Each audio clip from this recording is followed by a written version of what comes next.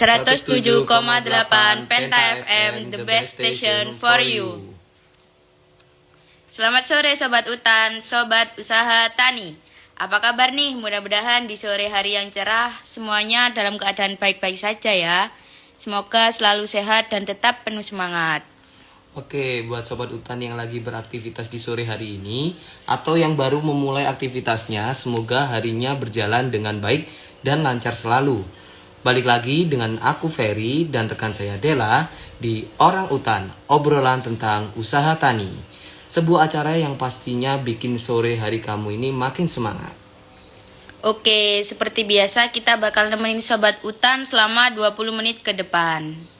Ya, kali ini kita akan bahas tentang usaha tani yang pastinya menarik banget. Nah, pasti Sobat Utan pada penasaran kan? Apa aja sih yang akan kita bahas nantinya dan siapa narasumbernya? Nah, maka dari itu, jangan kemana-mana. Don't go anywhere, keep stay tuned at 107,8 Penta FM, the best station for you. Satu lagu sebagai pembuka buat kalian semua dari Fish, yaitu dengan judul Tarot.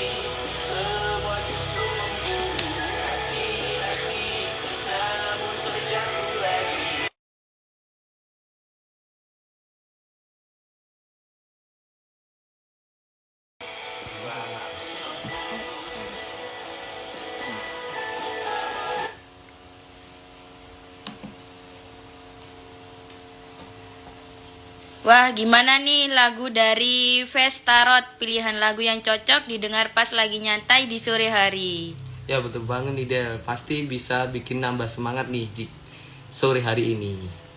Yes, sekarang kita sudah bertemu dengan narasumber yang ditunggu-tunggu. Seperti kata pepatah, tak kenal maka tak sayang. Jadi mari kita mulai dengan memperkenalkan diri dan mengenal lebih dekat narasumber kita. Oke, baik. Mungkin dari Bapak silakan bisa memperkenalkan diri. Ya, selamat sore. Nama saya Pak Nur Hadi, petani jeruk dari Lumajang. Ya. Salam kenal Pak Nur. Perkenalkan, saya Della Nur Diana Putri, bisa dipanggil Della. Ya, saya Muhammad Ferry Ardiansyah, biasa dipanggil Ferry, Pak. Iya, iya. Jadi di siaran kami kali ini mau membahas tentang usaha budidaya jeruk. Dari Pak Nur Hadi bisa memberikan penjelasan singkat tentang bagaimana cara budidaya jeruk dan tentunya bisa meningkatkan produktivitasnya.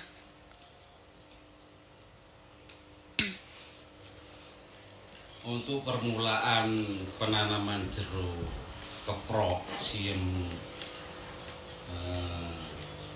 Semboro lah Lumajang itu terutama dari pemilihan bibit yang bagus, yang unggul.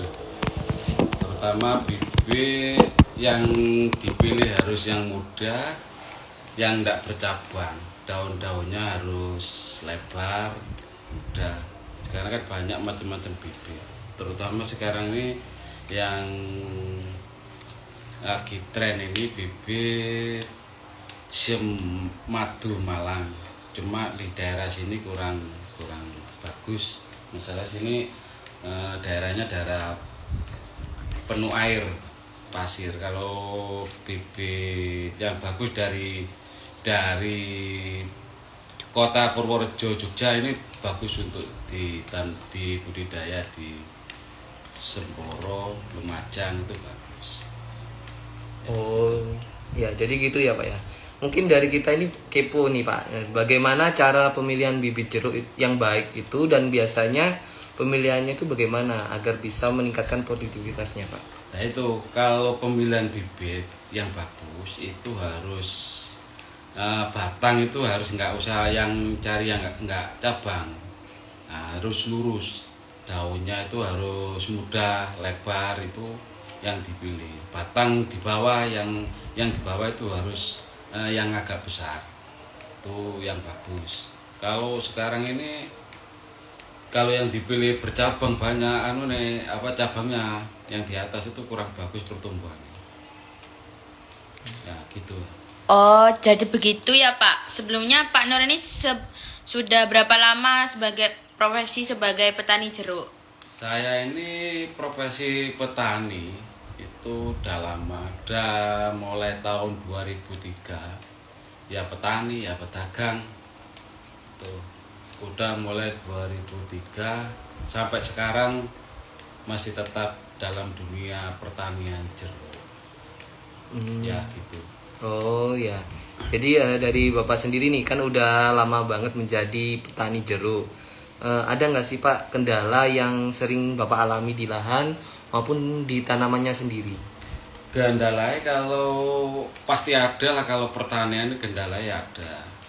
Terutama itu kendalanya sekarang tuh penyakit. Penyakit itu yang sulit diberantas itu akan banyak kutu wijen, terus lalat buah itu yang sulit. Terus yang lain-lainnya banyak Mas Yan. Kalau tepatnya itu banyak air, itu memang susah untuk perkembangan bunga. Harus ada pengeringan, kesulitan kendala itu. Ya gitulah. Oh, biasanya kan ada tuh Pak yang batang baru tumbuh di tanaman jeruknya. Nah, biasanya Bapak sering mengalami apa enggak? Siapa tahu dari Sobat Utan ini ada yang ingin memulai budidaya jeruk siam nih.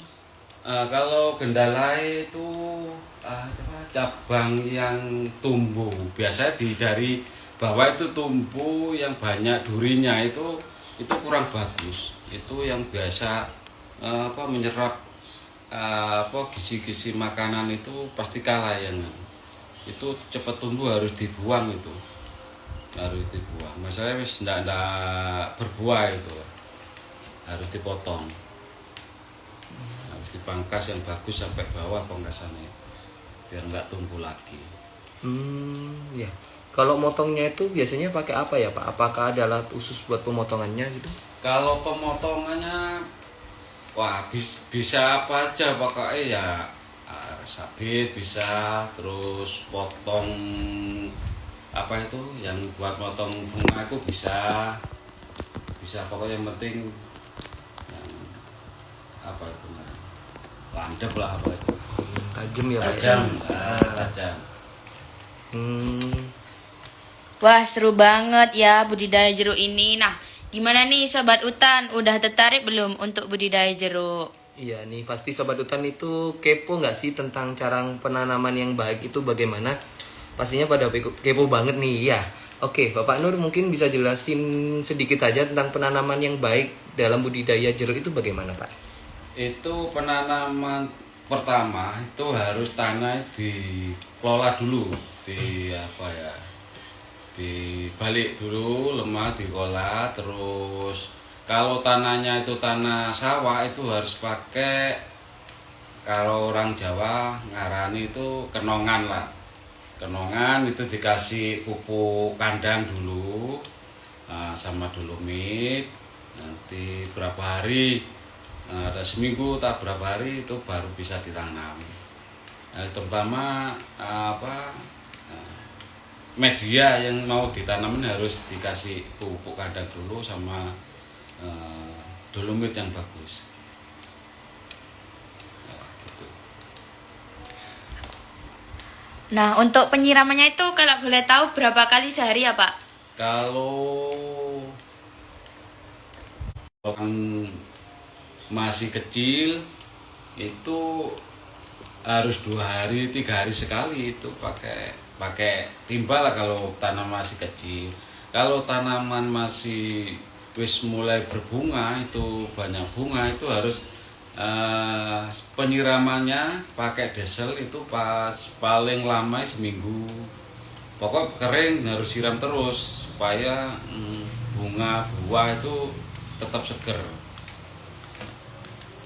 Kecuali kalau tanah itu banyak airnya itu bisa pakai timba lah penyiraman. Kalau di data nggak banyak airnya itu pakai diesel biasa ya. Gitu. Penyiramannya pasti seminggu sekali. Nah, ini mungkin dari Sobat Hutan ini pasti kepo nggak sih tentang cara pemupukan yang tepat itu bagaimana? Pak, mungkin Bapak Nur bisa jelaskan, ceritakan cara pemupukan yang baik itu bagaimana biar Sobat Hutan yang di rumah ini juga tahu tentang cara pemupukan dari petani jeruk ini, Pak. Kalau pemupukan ini kalau saya biasa pemupukan itu kalau misalnya 100 batang itu saya pupuk setiap batang 2 kilo. Berarti 100 batang 2 kintal. 2 kintal itu 2 kintal bisa lebih kalau buahnya itu, kalau yang berbuah itu bisa lebih 3 kintal.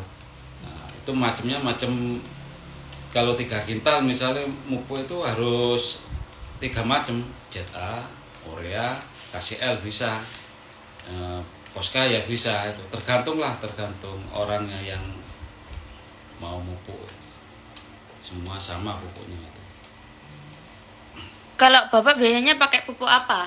Kalau saya biasa itu mau pemupukan belum mau pembuahan itu biasanya mupuk saya pakai urea sama ZA. Kalau udah buah menginjak buahnya besarnya itu sampai bola pingpong itu saya pakai ZA, Posca, KCL.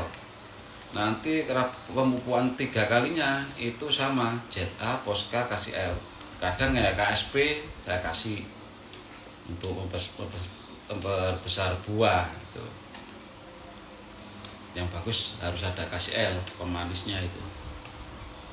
Oh, jadi gitu ya, Pak. Keren banget ya. Mungkin ngomong-ngomong kan ada penanaman, perawatan sampai pembukaan nih, Pak. Mungkin tahap akhir nih pastinya kan pemanenan. Itu ada kriteria khusus gak buat untuk pemanenan buah jeruknya itu, Pak? Wah, kalau pemanenan pasti ada kriteria, harus dipetik, harus mateng, harus umur lah. Masalahnya kalau belum umur nanti penjualannya repot di pasar. Ini harus mateng, kuning. Kalau orang bilangnya 75, 76, ya tergantung pasarnya minta misalnya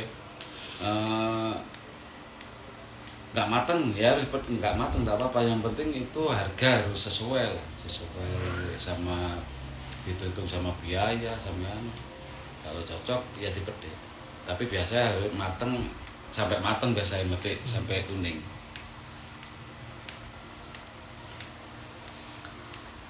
Ya Pak, setelah tahap pemanenan itu biasanya Bapak disetorkan ke tengkulak apa Bapaknya juga bermitra dengan perusahaan atau bagaimana? Kalau saya itu biasanya ya tergantung lah, kalau ada permintaan di lokalan sini misalnya daerah sini Lumajang, Jember ada yang membutuhkan ya saya jual sini, tapi saya kirim sendiri ke pasar luar kota, Jawa Tengah, Jakarta, Lampung. Kalau udah panen saya kebiasaan gitu kirim sendiri misalnya. Kalau misalnya di sini laku di sini ada yang perminta lebih tinggi saya jual ke sini, tergantung permintaan penjualan di sini ya gitu. Oke Sobat Hutan, ini kita break dulu ya untuk dengerin musik dulu.